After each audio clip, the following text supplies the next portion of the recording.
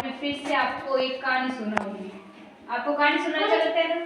तो आज एक फिर एक कहानी गिलेरी की। उस दिन मैंने हाथी और चूहे वाली कहानी सुनाई थी, आज मैं गिलेरी की कहानी सुनाऊंगी।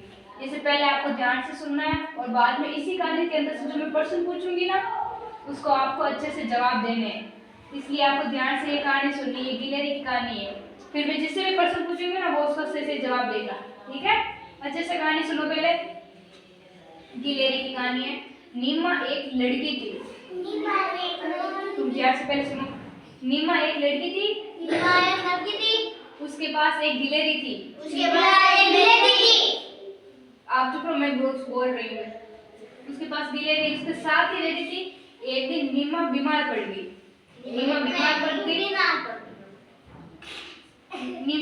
पड़ गई थी। तो गिलेरी नीमा के लिए परेशान हो रही थी कि उसकी वो दोस्त थी नीमा, वो बीमार हो गई। तो वो डॉक्टर की दुकान पर पहुंची, मेडिकल पर दुकान पर। ठीक है? तो डॉक्टर के पास जाकर उसके डॉक्टर के कपड़े खींचने लगी वो गिलेरी। डॉक्टर को कुछ समझ नहीं आया, लेकिन वह डॉक्टर उस गिलेरी के पीछे पीछे आने लगा, क्योंकि वो उसके कपड़े खांच रही थी। तो गिलेरी तो बोल नहीं सकती ना, उसने उसके कपड़े खांचे हो। तो डॉक्टर को समझ नहीं आया, वो उस गिलेरी के पीछे पीछे आए। गिलेरी घर में घुसी तो डॉक्टर भी उसके गिलेरी के पीछे पीछे घर में आ गए। उसके घर के अंदर वो नीमा लेटी हुई थी।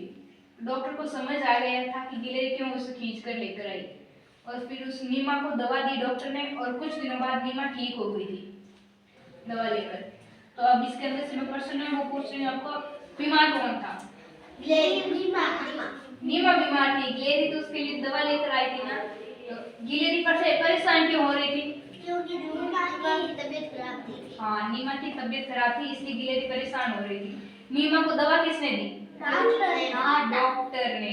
जब आप बीमार होते हो तो दवा लेने कहाँ जाते हो? डॉक्टर के पास। डॉक्टर के पास। Very good.